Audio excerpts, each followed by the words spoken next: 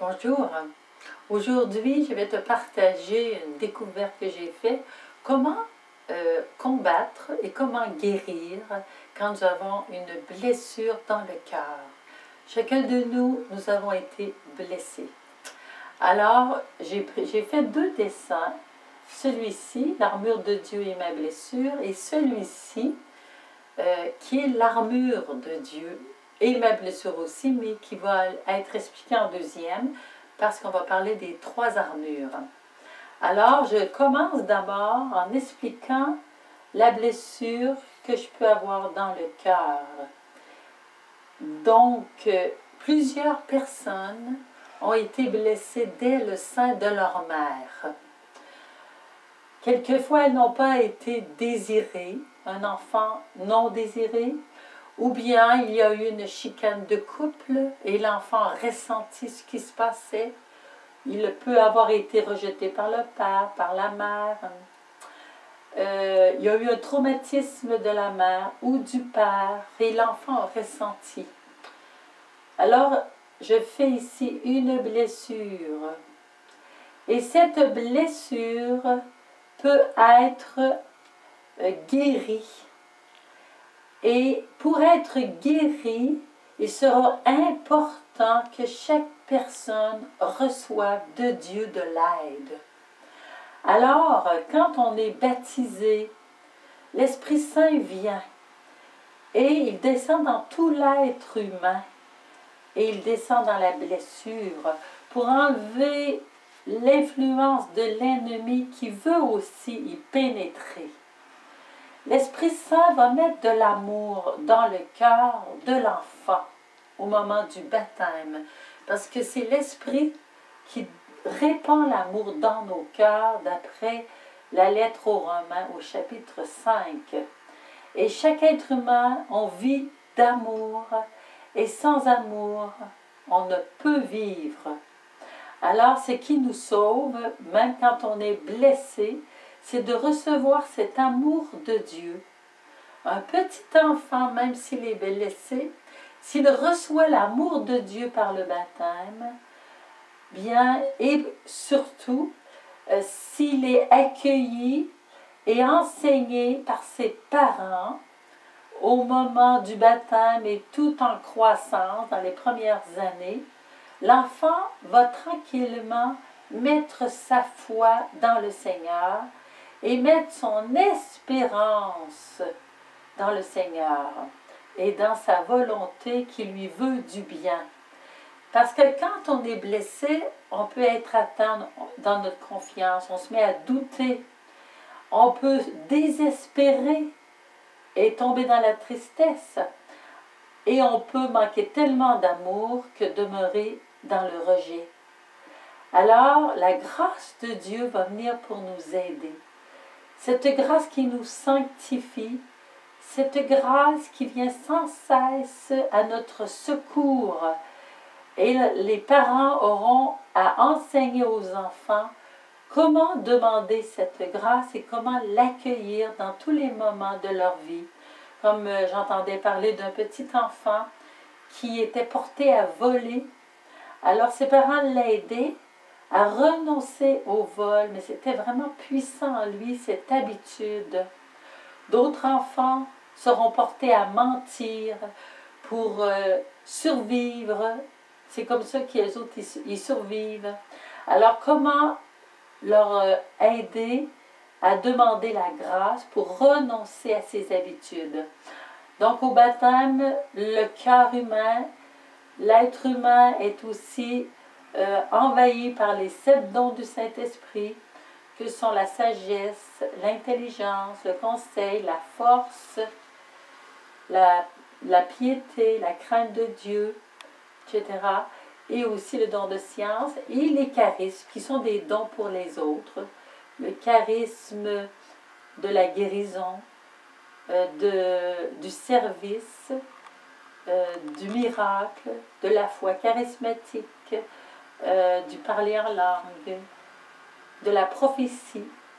Il y a plusieurs charismes qui sont donnés à chacun de nous au moment de notre baptême, et aussi les fruits de l'Esprit Saint, qui sont l'amour, la joie, la paix, la patience, la maîtrise de soi, la miséricorde, la longanimité.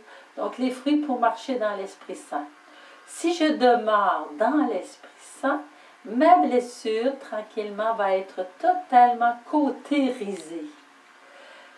Parce qu'il est impossible que nous ne soyons pas blessés, parce qu'aucun de nous n'a des parents parfaits, ne vit des circonstances parfaites au moment de sa naissance et de ses premières années.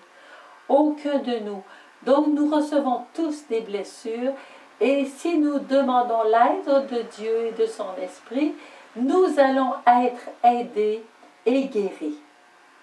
Nous avons un ennemi qui est aussi l'ennemi de Dieu, qui va vouloir s'infiltrer dans la blessure du trauma. C'est un traumatisme, par exemple, que j'ai reçu au moment de ma naissance. J'ai peut-être étouffé dans le passage et j'ai vraiment eu des peurs. Alors l'ennemi va vouloir me laisser dans la peur, dans la panique. Je peux peut-être développer l'agoraphobie, peut-être un esprit de mort si j'ai manqué mourir. Alors l'esprit mauvais va vouloir s'infiltrer par la blessure du trauma que j'ai reçu. Et quand il s'infiltre, à ce moment-là, l'enfant vit comme une influence qui commence dans sa blessure. Si j'ai reçu une blessure de rejet, je vais me sentir rejetée et je vais avoir des tentations de rejeter les autres, de me rejeter. Je peux aussi être infestée dans ma blessure, comme une blessure qui s'infecte et qui fait du pus.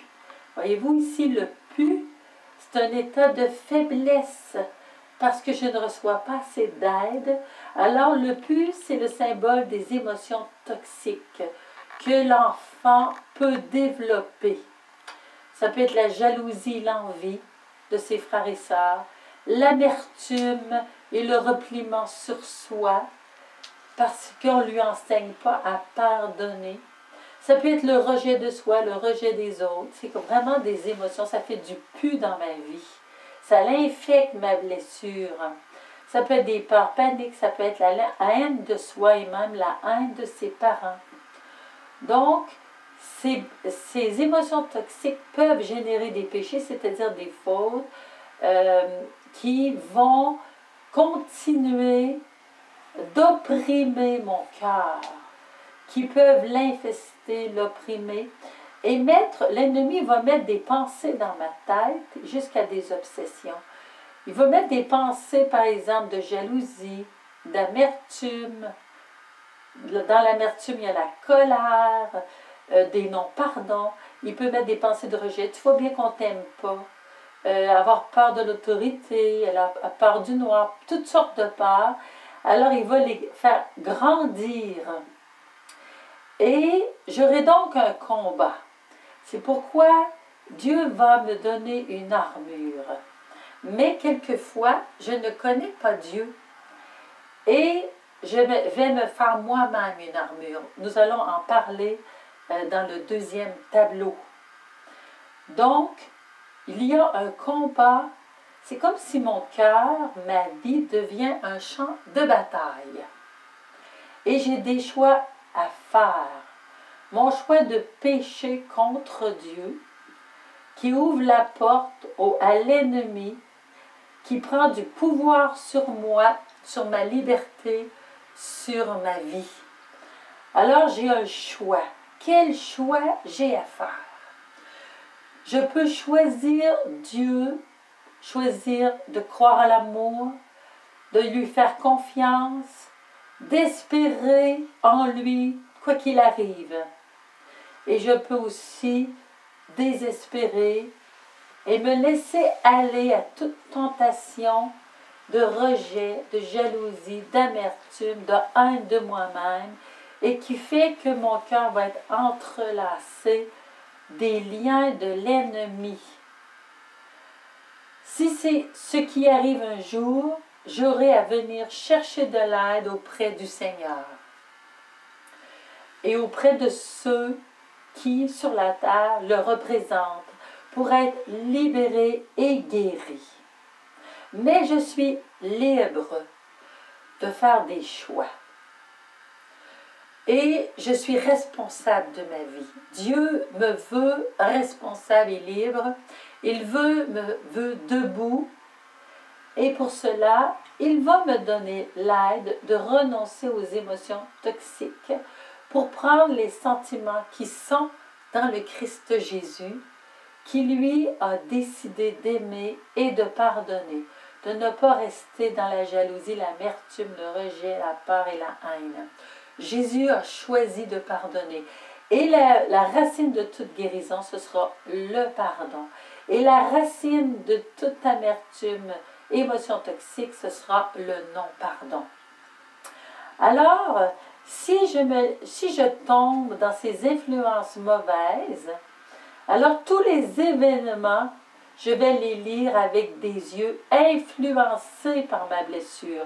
Si j'ai une blessure de rejet, bien, je vais toujours me sentir rejetée à travers les événements que je vais vivre, les personnes que je rencontre. Je vais être influencée dans mon raisonnement, dans mes pensées, et je ne serai pas libre ni objective. Mes émotions toxiques vont m'influencer. Mes mécanismes de défense que j'ai développés pour me faire une armure vont m'influencer. Et l'ennemi va m'influencer pour m'amener de son côté et me laisser dans mes émotions toxiques. Alors, ça va être difficile si j'ai des yeux influencés par mes émotions toxiques et influencés par l'ennemi, par des pensées qu'il me met en moi et que je crois de moi. Eh bien, quand il y aura des conflits dans mes relations avec les autres, dans les situations, bien moi-même, je vais provoquer ces conflits. Je vais les augmenter. Et quand on est plusieurs personnes blessées ensemble, il n'y aura pas beaucoup d'objectivité pour régler un conflit. Donc, on aura besoin d'aide. On aura besoin d'aide pour guérir et retrouver l'objectivité de notre raison. Alors, pourquoi? Parce que j'ai perdu mon discernement dans la non-objectivité. Et je me laisse guider par des mensonges au lieu de me laisser guider par la vérité. Et le danger, c'est que mon jugement devienne dur et accusateur. Et à ce moment-là, je fais le jeu de l'ennemi. Pour être libéré, j'aurai besoin de choisir la vérité et non pas le mensonge. De faire la vérité dans ma vie. Ce qui est un cheminement long et difficile. Mais Jésus nous a dit, je suis la vérité et la vie. Si je veux avoir la vie, je devrais prendre le chemin de la vérité et renoncer à toute situation de mensonge. Je devrais aussi renoncer à m'accuser moi-même et accuser les autres, parce que l'ennemi, c'est un accusateur. Je devrais renoncer à mon cœur dur et demander à l'Esprit Saint un cœur de chair, un cœur bon et rempli d'amour. Et le Seigneur nous a dit de ne pas juger, parce qu'on peut juger seulement sur les apparences. Je ne connais pas la blessure de l'autre. Je ne connais pas les événements, les circonstances de sa vie pour pouvoir le comprendre et l'accueillir. Je vois seulement l'extérieur. Et c'est pourquoi, si je veux régler mes conflits avec les personnes, je dois apprendre à être miséricordieuse, à me mettre à l'écoute, à accueillir pour comprendre et aimer les autres. Donc, si je comprends un petit peu ce qui m'arrive, cela m'aidera dans toutes mes relations et dans ma vie avec les autres. Alors, si tu veux approfondir et continuer avec moi, tu peux les voir sur ma boutique en ligne, Monique Musique, ou sur YouTube, Monique Musique. J'ai d'autres enseignements. Au revoir. À bientôt. Ça a duré combien de temps?